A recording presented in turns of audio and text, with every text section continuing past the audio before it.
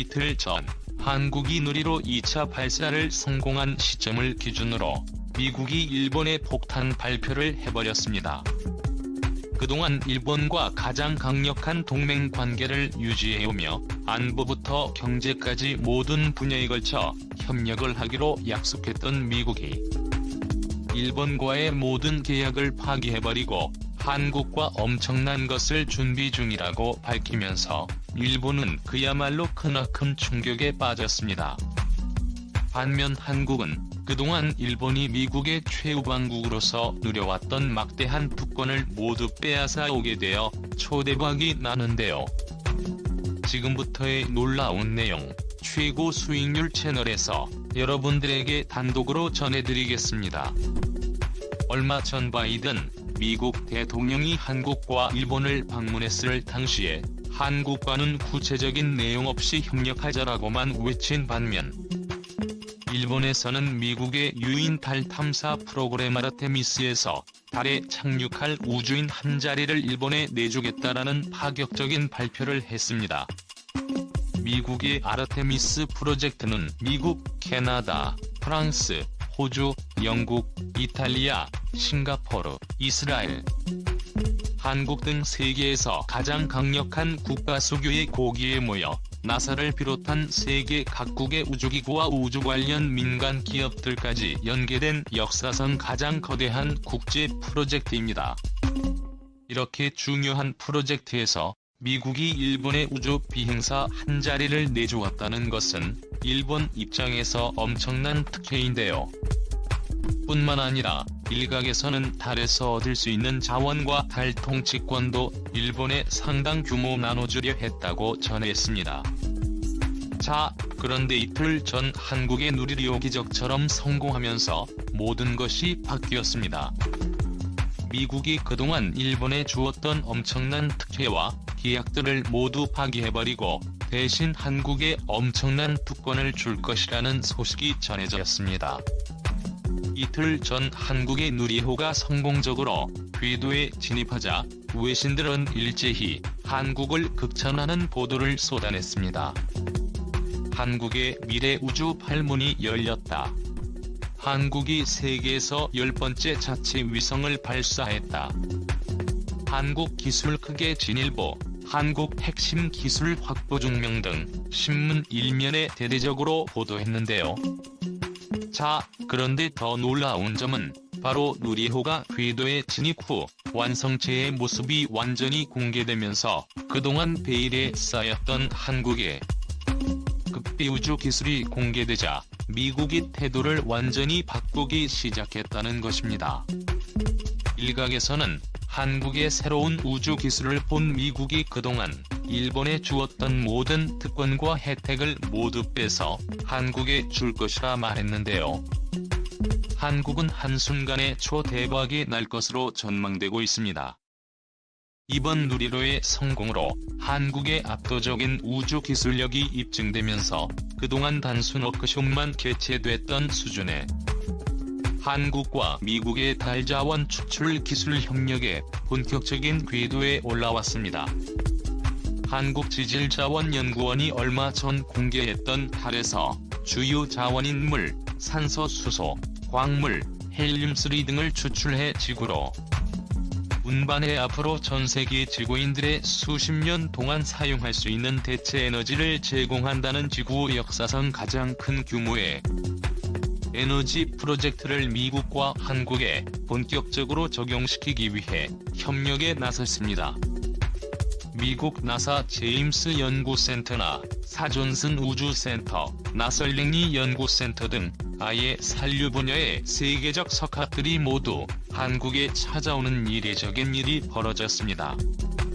일반적으로 전 세계 전문가들이 미국의 나사를 찾아 회의를 하는 것이 일반적인데 이렇게 미국 나사에서 가장 권위 있는 핵심 인물들이 한 번에 다른 나라를 방문하는 경우는 사실 말도 안 되는 일입니다.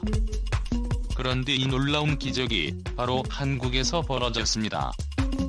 김경자 한국지질자원연구원 책임연구원은 헬륨3의 경우 10원을 투자하면 8만 20원을 창출할 수 있을 정도로 경제성이 있다라며 달에 있는 헬륨3 지도를 만들고 있고 채굴을 위해 어느 지역에 가야 하는가를 분석하고 있다고 말했고, 달에서 바로 활용할 수 있는 물과 같은 자원은 지구에서 가져가는 것을 생각하면 더욱 이익이라는 분석입니다.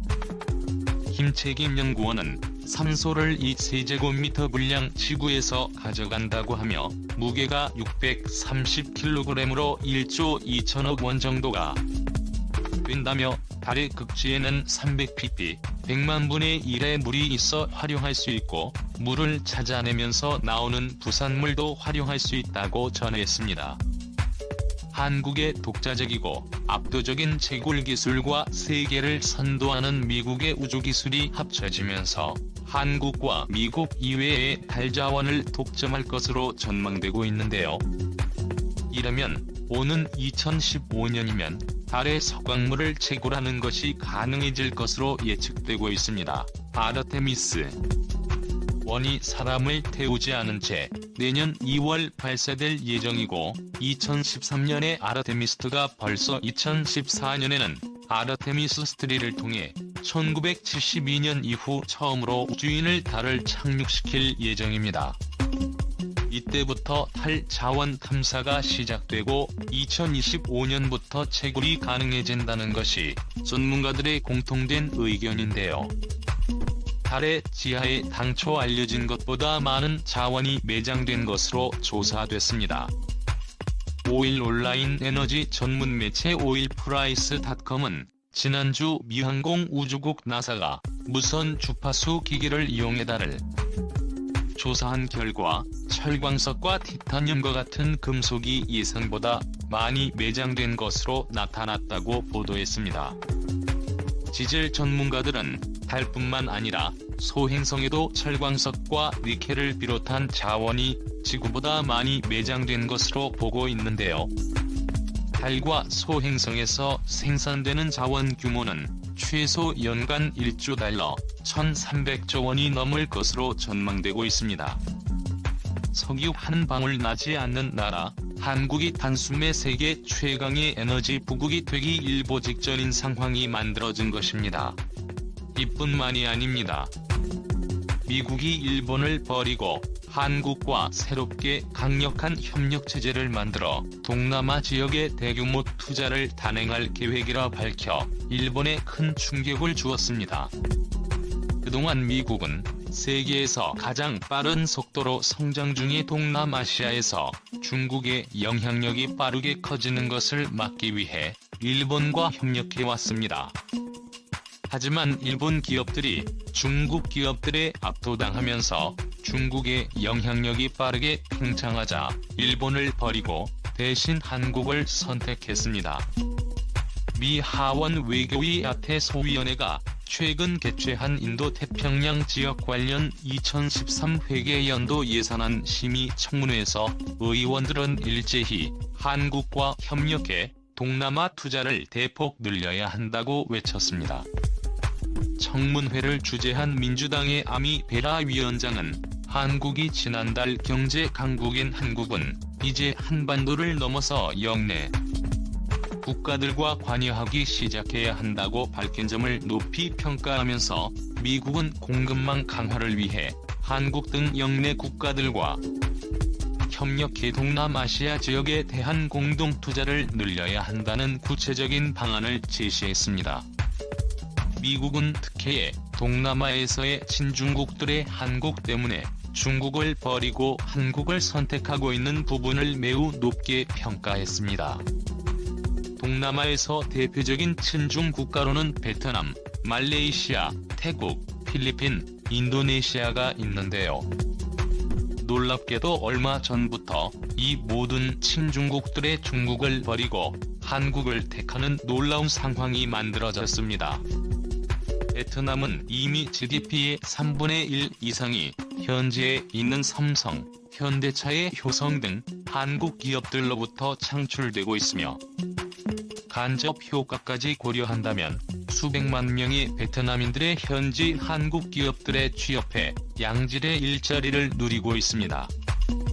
대표적인 친중국이었던 대국은 놀랍게도 한국과 치소미아를 체결하더니 최근에는 중국을 견제하기 위해 만들어진 미국과 한국이 주도하는 국제단체 IPF에 가입한다는 파격적인 발표를 해 중국에 너무나도 큰 충격을 주었습니다.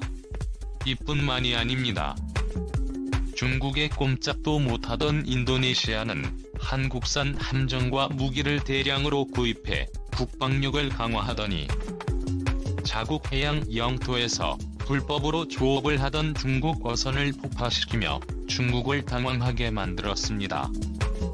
필리핀은 육해공군 모두 한국산 무기로 도배한 뒤에 자국 해양 영토 인근에 인공섬을 만들어 위협하고 있는 중국군을 향해 무력으로 압박하기 시작했습니다.